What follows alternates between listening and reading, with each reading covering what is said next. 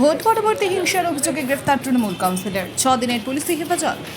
Vote পরবর্তী হিংসা ও তোলাবাজির অভিযোগে গ্রেফতার হলেন মাথাভাঙা পুরসভার তৃণমূল কংগ্রেসের এক কাউন্সিলর।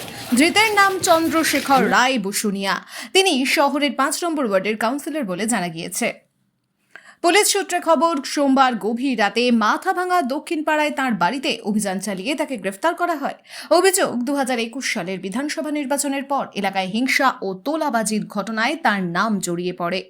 সেই অভিযোগের ভিত্তিতেই তদন্তে নেমে এই পদক্ষেপ করে পুলিশ। যদিও সমস্ত অভিযোগ অস্বীকার করেছেন চন্দ্রশেখর রায় বসুনিয়া। তার দাবি, রাজনৈতিক উদ্দেশ্য প্রণোদিতভাবেই তাকে ফাঁসানো হয়েছে।